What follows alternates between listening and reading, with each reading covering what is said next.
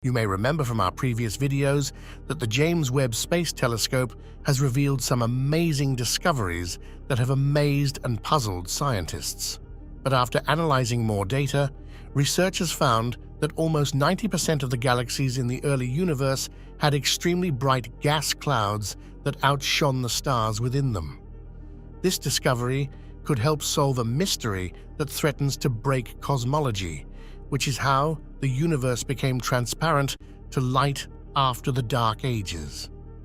In this video, I will show you how the James Webb Space Telescope made this stunning discovery, what it means for our understanding of the early universe and the formation of the first stars and galaxies, and what are the future prospects and challenges of Webb and the early universe research. The James Webb used its near-infrared camera and near-infrared spectrograph to observe 135 galaxies that existed when the universe was only about 2 billion years old.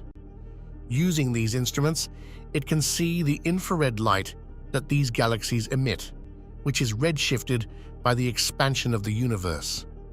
It can also measure the intensity and wavelength of the light, which tells us how bright and hot the gas clouds are. The study found that nearly 90% of the galaxies in the early universe had extremely bright gas clouds that outshone the stars within them. The gas clouds had a luminosity of about 10 to the power of 40 ergs per second, which is equivalent to the brightness of 10 billion suns. The gas clouds also had a temperature of about 10,000 kelvins, which is hotter than the surface of the sun. The study also found that the brightness and temperature of the gas clouds correlated with the mass and star formation rate of the galaxies, meaning that the more massive and active the galaxies were, the brighter and hotter the gas clouds were. The discovery of the bright gas clouds reveals a new aspect of the early universe that was previously hidden from our view. It shows us how the first stars and galaxies influenced their surroundings and changed the state of the intergalactic medium. These bright gas clouds also provide us with a new way to study the early galaxies and their properties, such as their mass, size, shape, and composition. But how did the gas clouds become so bright and hot? To answer these questions, we need to go back to the dark ages of the universe when the first stars and galaxies were born. The re-ionization of the universe is the process by which the neutral hydrogen gas that filled the universe after the Dark Ages was ionized by the radiation from the first stars and galaxies.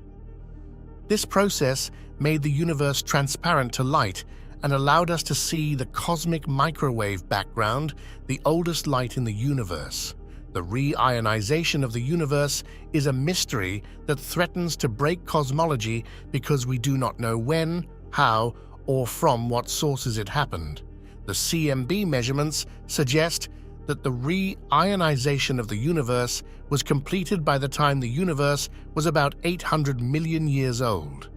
But the observations of the early galaxies suggest that they were not enough to produce enough radiation to ionize the universe by that time.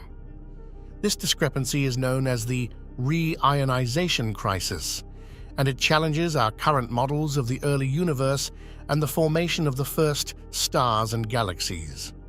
So the discovery of the bright gas clouds could help solve the mystery of the re-ionization of the universe by providing a new source of radiation that could ionize the neutral hydrogen gas. These clouds are caused by the ionization of hydrogen atoms by the intense radiation from the young stars. This means that the bright gas clouds are also emitting radiation that could escape the galaxies and ionize the intergalactic medium. The study estimated that these clouds could contribute up to 20% of the total radiation budget for the re-ionization of the universe, which could significantly reduce the gap between the CMB measurements and the observations of the early galaxies. But how can we be sure that the bright gas clouds are really responsible for the re-ionization of the universe? And what are the limitations and challenges of the current study and the JWST observations? To answer these questions, we need to look at the future prospects and opportunities of the James Webb Space Telescope and early universe research. The study only observed 135 galaxies, which is not enough to represent the diversity and evolution of the early galaxies. The measurements of the brightness and temperature of the gas clouds are affected by the noise and calibration of the instruments and the assumptions and models of the data analysis. The physical processes that govern the formation and emission of the gas clouds are not fully understood, and they depend on many factors, such as the metallicity, density, and geometry of the gas and the feedback and escape of the radiation from the stars.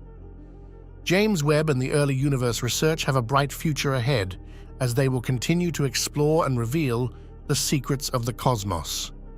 Webb will observe more galaxies in the early universe and with higher resolution and sensitivity, which will improve the quality and quantity of the data and the findings. It will also observe other aspects of the early universe, such as the first black holes, the first supernovae, and the first gravitational waves. The early universe research will also benefit from the collaboration and complementarity of the James Webb with other telescopes and missions, such as the Hubble Space Telescope, the Atacama Large Millimeter, Sub-Millimeter Array, and the Square Kilometer Array. They will also advance our theoretical and computational models of the early universe and the formation of the first stars and galaxies, which will help us interpret and explain the observations and the discoveries. But why should we care about the early universe and the formation of the first stars and galaxies? And what are the implications and significance of this discovery for our understanding of the cosmos and our place in it? First stars and galaxies are the origins of everything we see and know today. They are the seeds of the cosmic structure and evolution, and they are the sources of the chemical elements and the radiation that shape the universe.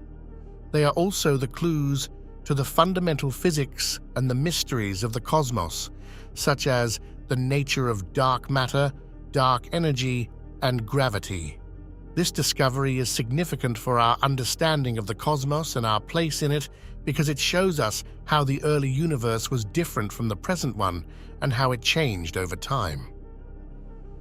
Thank you for watching this video, and I hope you enjoyed it and learned something new. If you did, please like, share, and subscribe to this channel for more videos on astronomy and cosmology. Until next time, keep looking up at the sky and keep asking questions.